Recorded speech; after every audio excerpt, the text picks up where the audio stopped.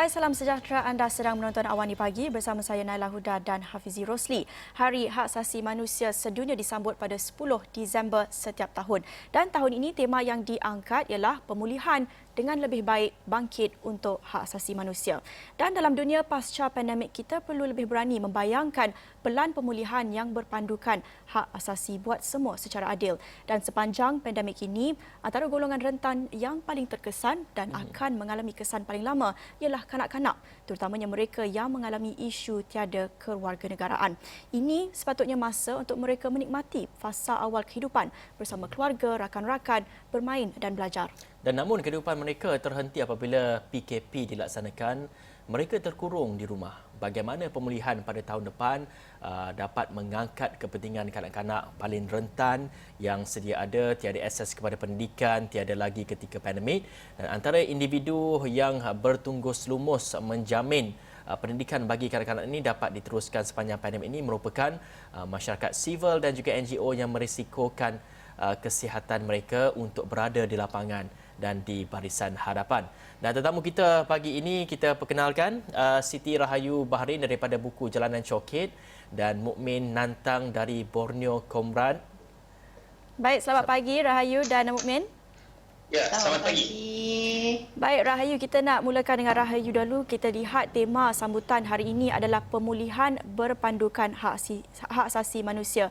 Bagi Rahayu sendiri, bagaimana Rahayu mengangkat kepentingan hak asasi manusia memperjuangkan ini melalui buku Jalanan Coket?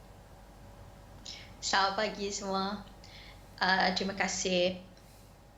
Matlamat buku Jalanan Coket adalah memanusiakan manusia. Kerana tanpa itu tak ada kehidupan. Bila kita berada di buku Jalanan Coket, kami sebenarnya bukanlah hanya kami bukanlah hanya bersama dengan anak-anak tanpa negara sahaja, tetapi buku Jalanan Coket sekarang kita ada 61 keluarga dan 93 orang kanak-kanak, di mana 50 adalah miskin kota, miskin bandar, dan selebihnya adalah anak-anak tanpa negara. Saya ingat kenapa kami membuka ruang buku Jalanan Coket dan kenapa kami adakan sekolah buku Jalanan Coket adalah kerana anak-anak kami tidak diberikan akses kepada pendidikan, tidak diberikan akses kepada pengalaman bersekolah. Kita selalu lupa bahawa pengalaman bersekolah adalah sebahagian daripada kehidupan kanak-kanak. Sebagai contoh, saya ada satu bunyi echo, saya rasa saya kena ni. Okey. Sebagai contoh, bila pandemik berlaku, apa yang kita ambil adalah untuk menutup sekolah dan kita lupa bahawa penutupan sekolah tu akan merompak kehidupan kanak-kanak. Di buku Jalanan Coket kami berusaha sedaya upaya. Sekarang ni tanggungjawab kami ada dua. Satu kepada anak-anak yang selama ni bersekolah di National School dan juga sekolah buku Jalanan Coket. Tapi sekarang kedua-duanya kami wajib lihat kerana anak-anak yang bersekolah di National School, bila mereka ditarik akses to schooling, akses untuk pergi, sebenarnya mereka hilang akses kepada rancangan makanan tambahan di sekolah. Mereka hilang akses kepada nutrisi. Kadang-kadang kita hanya melihat pergi ke sekolah tu dari sudut akademik, tetapi ianya lebih besar daripada itu sebenarnya. Kanak-kanak berjumpa kawan-kawan, kanak-kanak ada ruang peribadi untuk mereka melepaskan stres di rumah. Terutamanya kalau anak-anak di Coket yang rumah-rumah mereka sebenarnya adalah one room set up. Bilik-bilik kecil sahaja. Jadi bayangkan berada di persekitaran yang lain adalah merupakan satu kebebasan, adalah satu hak kanak-kanak untuk bebas berlari tu. Bagi anak-anak tanpa negara pula, saya sebenarnya melihat pandemik ini sebagai satu, ini untuk kes anak-anak di buku Jalanan Coket. Kami nampak pandemik ni dan penutupan sekolah adalah salah satu advantage untuk anak-anak kami. Saya minta maaf bercakap begitu, tetapi sekurang-kurangnya sekarang anak-anak kami di buku Jalanan Coket yang tidak dibenarkan ke sekolah merasa pengalaman bersekolah tu mendapat hak yang sama sekarang seperti kanak-kanak lain. pengajian atas talian, pembelajaran atas talian, pembelajaran dari rumah. Itu yang berlaku kepada anak-anak kami semua sekarang. Sedari dulu. Mereka tidak diberikan hak tu. Tetapi dengan kedatangan pandemik ni di mana semua kanak-kanak harus belajar di rumah, itu yang berlaku kepada anak-anak kami di Chowkit juga. Cumanya anak-anak kaum rentan ni, anak-anak marginalised ni, dia semakin marginalised lah. Lihat keadaan di Chowkit. Anak-anak tanpa negara selalunya mereka ada ibu bapa yang ada masalah dokumentasi. Dan dengan keadaan di mana pekerjaan disekat untuk warga-warga asing yang mempunyai masalah dokumentasi, kebanyakan daripada ibu bapa anak-anak tanpa negara ini tidak bekerja. Jadi bila tidak bekerja, kalau kami nak adakan kelas atas talian pun, di mana akan datangnya akses kepada internet, akses kepada data. Ini adalah benda yang juga menghalang proses pendidikan. Tapi di buku Jalan Chowkit, kita ambil apa saja masalah, halangan dan cabaran yang datang untuk kita depani bersama, kerana kita ingin meraihkan hak-hak kanak-kanak, hak pendidikan, hak untuk kesihatan, hak untuk kekal hidup semasa pandemik dan apa-apa saja krisis. Bagi Mukmin pula bagaimana? Bagaimana Mukmin memperjuangkan hak asasi manusia melalui Borneo Comrade? Apa yang dikatakan tadi oleh Rahayu melihat kepada pandemik COVID-19 ni, banyak kesan-kesan yang mungkin positif dan juga negatif yang kita dapat lihat, melihat kepada peluang kepada anak-anak ini untuk belajar dan sebagainya. Bagi Mukmin melalui Borneo Comrade, bagaimana Mukmin memperjuangkan nasib mereka ketika pandemik ini? Selamat pagi semuanya.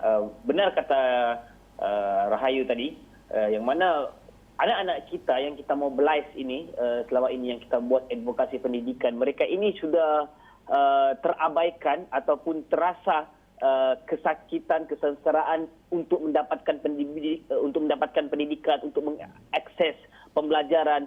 Ini kita lalui daripada dulu lagi.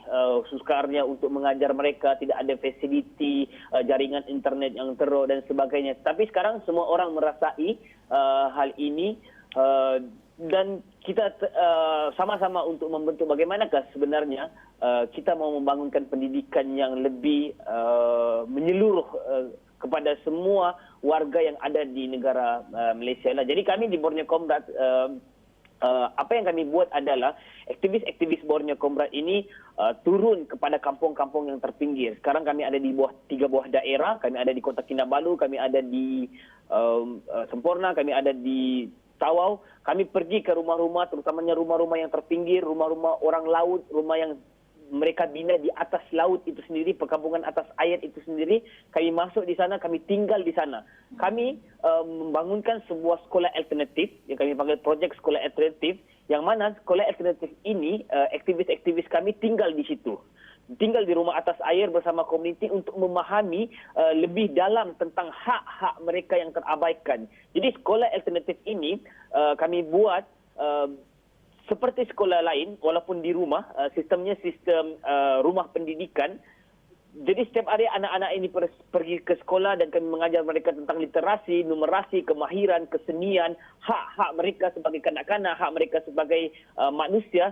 Selain daripada itu, kami aktivis-aktivis Borneo Comrade melihat sekolah sebagai simbolik dan sebagai tempat untuk kita melihat lebih banyak lagi permasalahan-permasalahan hak asasi, hak kanak-kanak yang terabaikan. Jadi kami percaya bahawa pendidikan adalah alat perubahan bangsa, pendidikan adalah alat untuk kita menyelusuri banyak lagi hal-hal yang terabaikan daripada boleh kita katakan pemerintah atau siapa saja yang berkuasa di sempadan negara kita lah. Jadi kita daripada pendidikan, kita mengetahui hak kanak-kanak, hak kesihatan yang mereka terabaikan, mereka sukar pergi hospital, boleh pun pergi hospital, terpaksa membayar sejumlah wang yang sangat besar, hak keselamatan mereka, bagaimana kakak mereka dirompak, ada yang dicabul, tidak mampu untuk lapor kepada pihak polis. kerana mereka tidak ada dokumen. Mereka tidak ada hak untuk melaporkan diri mereka ke pejabat polis. Macam mana kita nampak kanak-kanak ini tidak ada hak untuk bermain, tidak ada ruang untuk bermain. Mereka terpaksa pergi permainan-permainan seperti berjudi, permainan sabung ayam, permainan seperti hidugam dan sebagainya. Dan ruang yang selamat kepada mereka. Bagaimana mereka kalau di rumah mereka takut, mereka keluar, mereka takut ditangkap dan sebagainya. Itulah yang aktivis-aktivis Borneo Comrade buat untuk melihat hak asasi kanak-kanak ini. Jadi apa yang dialami kanak-kanak di seluruh negara sebenarnya telah pun dihadapi, didepani kanak-kanak tanpa dokumen sejak sekian lama. Inilah realiti mereka. Tiada akses kepada pendidikan, terabai hak kesihatan, hak untuk mereka menikmati fasa kehidupan mereka ketika ini untuk bermain. Dan bagi Rahayu sendiri, bagaimana pemulihan selepas ini dapat mengangkat hak kanak-kanak?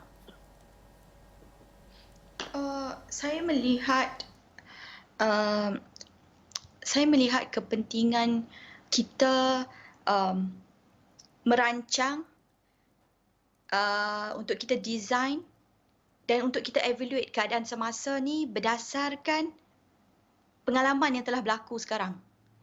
Dan bila kita melihat benda tu, bila kita rancang dan design ni mengikut hak asasi manusia as integral dimension to how we want to design, dari situ mungkin kita akan dapat satu pakej pemulihan yang menyeluruh dan akan mendepani hak kanak-kanak.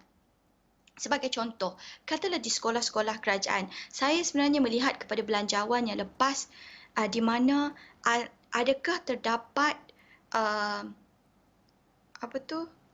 bajet untuk sanitasi sekolah. Bajet untuk setiap kanak-kanak mendapat hand sanitizer, the basic package for the children untuk mereka pulang ke sekolah dengan selamat. Itu satu, itu untuk kanak-kanak yang bersekolah. Tetapi untuk kanak-kanak yang tidak bersekolah, selama ni kita melihat bahawa sekolah adalah tempat latihan kanak-kanak yang paling tuntas pada saya. Kerana bayangkan kalau kita nak mengajar kanak-kanak benda yang simple seperti membasuh tangan secara betul, ataupun keperluan memakai cecair pembasmi kuman. Benda tu dapat dilakukan di sekolah dengan jayanya, saya rasa. Jadi ada keperluan kepada semua kanak-kanak untuk diberikan hak bersekolah tu. Kita nampak bahawa pandemik krisis hanya akan dapat ditangani dan ditanggapi oleh semua ahli masyarakat bila ahli masyarakat itu cerdik. Jadi pendidikan tu adalah batu asas kepada pemulihan ni. Bayangkan kalau kita masih ada rakyat yang tidak cakna, yang tidak tahu, yang tidak terkedepan, mereka tetap akan tertinggal. Buatlah pemulihan macam mana pun. Kerana diskriminasi itu tetap berlaku. Bagaimana pemulihan, pakej pemulihan yang akan kita adakan di setiap sektor, terutamanya dalam sektor pendidikan dan kanak-kanak itu, tidaklah mendiskriminasi lebih jauh daripada apa yang kita ada sekarang. Baik. Macam mana kita nak jadikan macam ni kita nak adakan pakej pemulihan yang akan menjadi tool kepada children untuk lebih ke depan dalam dunia pembelajaran mereka. Macam mana kita nak adakan pakej pemulihan yang akan memberi kesamarataan dalam peluang yang setara kepada semua kanak-kanak. Benda ni wajib dipikirkan jika kita nak datang dengan satu pakej plan pemulihan yang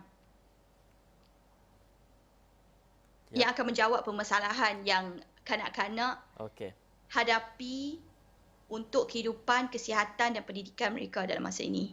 Okey, baik. Dan mungkin sebelum kita berehat seketika, satu soalan kepada Mukmin terlebih dahulu.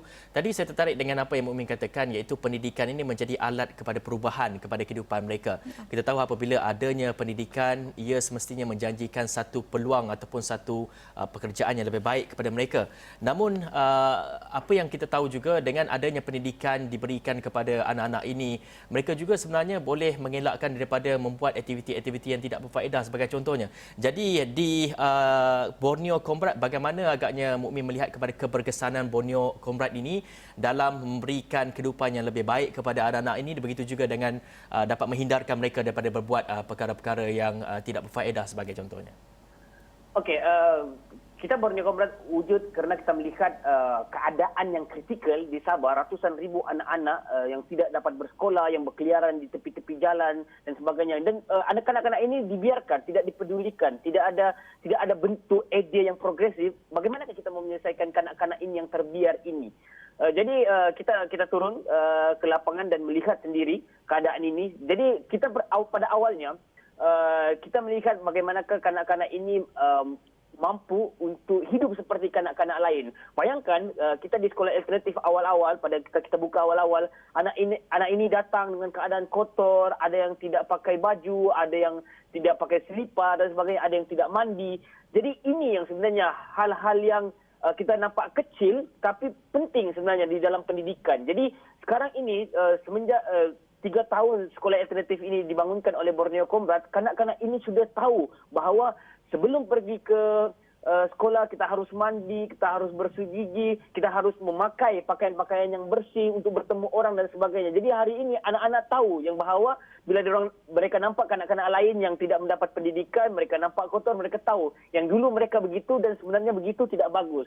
Karena inilah pentingnya pendidikan, bahawa kadang-kadang anak-anak ini dia terbentuk daripada persekitarannya. Dia tidak tahu kalau yang dia buat itu salah, yang dia buat itu ini kotor ini tidak boleh, mereka tidak tahu. Begitu juga dengan kanak-kanak yang ekstrim menghidu gam dan sebagainya. Jika kawan mereka dulu pernah abang-abang mereka hidu gam dan sebagainya, jadi mereka tidak faham yang itu salah. Melalui pendidikanlah baru kanak-kanak ini kita pulihkan dan kita memberi ruang-ruang lain, permainan lain, pembelajaran lain supaya mereka tidak ingat bahawa ini ada ruang untuk kita hidup gam dan sebagainya. Ya. Itu antara yang kita lihatlah. Selain saya ada satu isu, kanak-kanak saya, anak murid saya terpaksa berhenti sekolah kerana dia terpaksa pergi kerja. Waktu itu umur dia 15 tahun. Bayangkan kanak-kanak umur 15 tahun ini terpaksa kerja di sebuah restoran dan dibayar gaji sekitar 350, kerja 12 hingga 15 jam sehari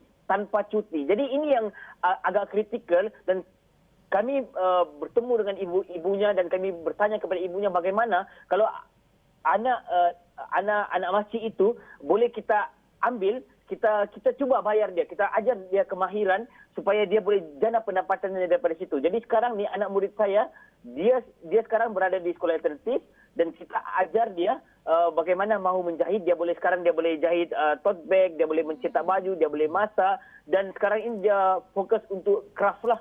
Jadi dia boleh kita bayar allowance setiap bulan untuk bantu menyarah keluarganya. Itulah serba sedikit apa yang kita buat di sekolah alternatif Borneo Comrade.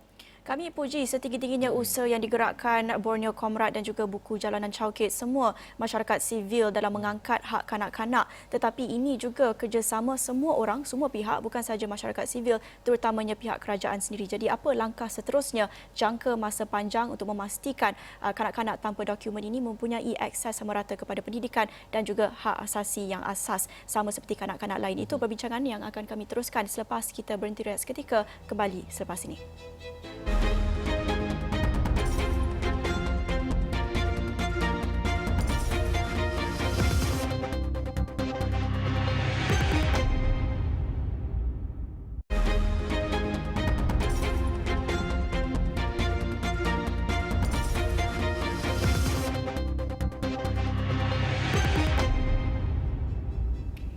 Bertemu kembali di Awani Pagi bersama saya Naila dan Hafizi, dan sempena Hari Hak Asasi Manusia Sedunia hari ini kami mengadakan perbincangan bersama dengan Siti Rahayu Baharin daripada buku Jalanan Chowkit dan Mukmin Nantang daripada Borneo Comrade menceritakan tentang usaha mereka untuk menjamin akses hak asasi manusia dan pendidikan dapat dijamin kepada golongan yang paling terkesan, paling rentan, iaitu kanak-kanak tanpa dokumen ketika pandemik ini. Dan kita melihat usaha yang digerakkan oleh buku Jalanan Chowkit, Borneo Comrade dan NGO lain, itu usaha yang perlu dipuji, tetapi kita tak boleh nak bergantung sepenuhnya kepada masyarakat sivil yang sedia ada mengalami masalah dana, masalah untuk menyampaikan perkhidmatan itu. Mukmin, bagaimana kita nak lihat kerjasama antara apa yang digerakkan oleh Borneo Comrade dan juga pihak berkuasa, kerana kita tahu isu kanak-kanak tanpa kewarganegaraan ini kita salurkan bantuan menerusi NGO sebanyak mana pun, pada akhirnya mereka masih lagi mengalami masalah asas, tiada dokumen. Jadi bagaimana Mukmin lihat pelan jangka masa panjang, apa penyelesaian yang diperlukan, kerana Mukmin berada di lapangan melihat realiti mereka? Okey, terima kasih. Ya, betul kata saudari. NGO ini cuma boleh, mungkin sekuat mana pun NGO kemungkinan dia boleh menampal-nampal sahaja. Kerana kalau kapasiti kami faham di Sabah ini ratusan ribu anak-anak tidak mempunyai akses pendidikan itu sendiri. Jadi apa yang perlu dibuat oleh kerajaan adalah melicinkan semula sistem yang ada, maksudnya sistem pendokumentasian manusia ini sebenarnya. Macam mana daripada surat lahir, lepas surat lahir dia harus dapat dokumen apa dan sebagainya. Ini yang saya nampak perlu dilicinkan, perlu dilihat daripada satu bentuk sistem yang lebih konkret lah di Jabatan Pendaftaran Negara. Sebab kita nampak secara jujur saya katakan bahawa di Jabatan Pendaftaran Negara banyak penyelewengan yang berlaku sekarang, banyak hal-hal yang macam mana orang ini cuba, komuniti ini bukan tidak berusaha untuk mendokumentasikan diri mereka, anak-anak mereka, tetapi mereka di Jabatan Pendaftaran Negara ini mereka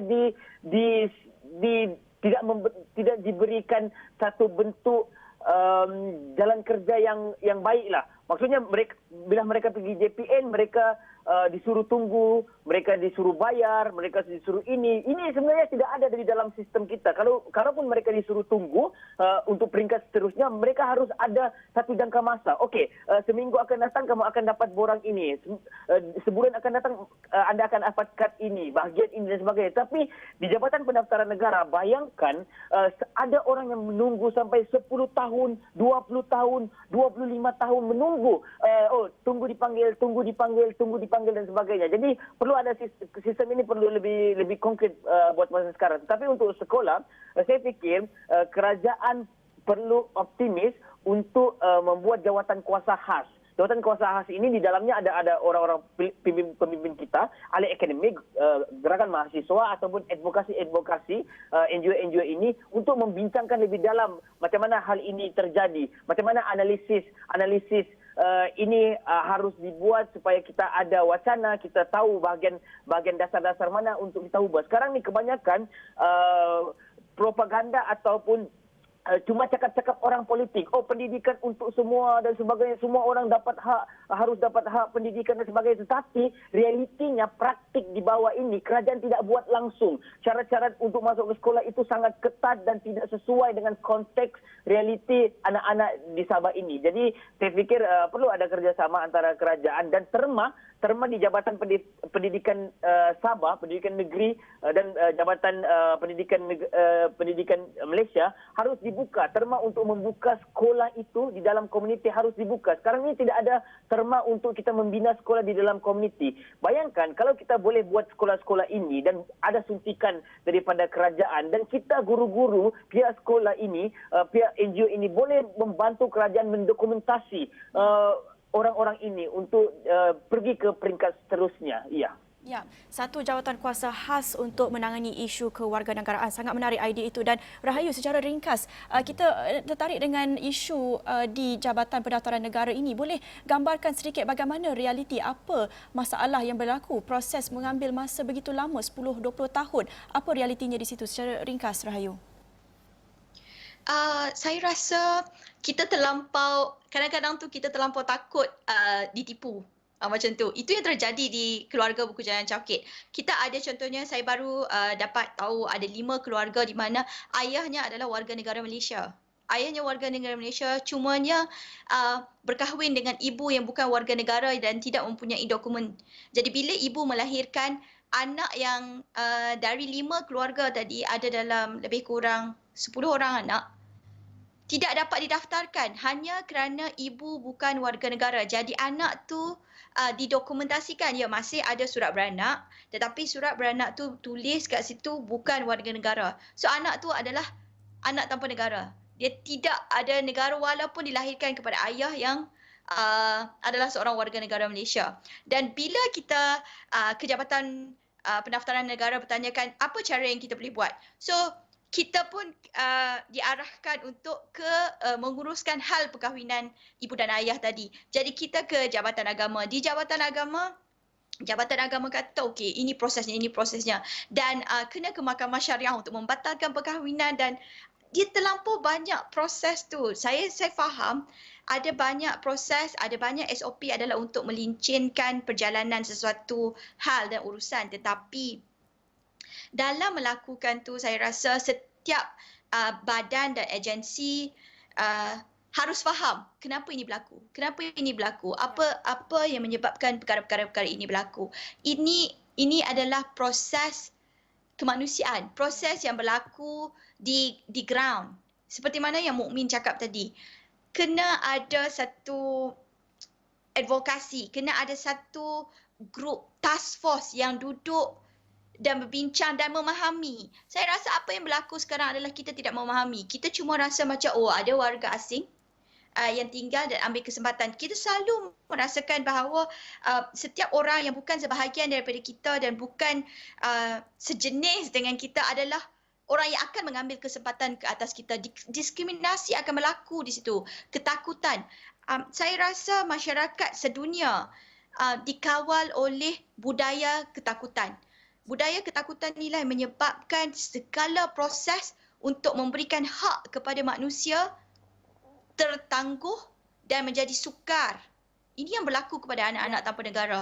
Jabatan Pendaftaran Negara mungkin dan jabatan-jabatan yang ada, pembuat-pembuat dasar, pembuat-pembuat polisi mungkin tidak faham keadaan ini. Tidak faham realiti kehidupan yang berlaku. Kalau kita sentiasa bercakap tentang real politik, kita juga wajib bercakap tentang real life, kehidupan sebenar manusia.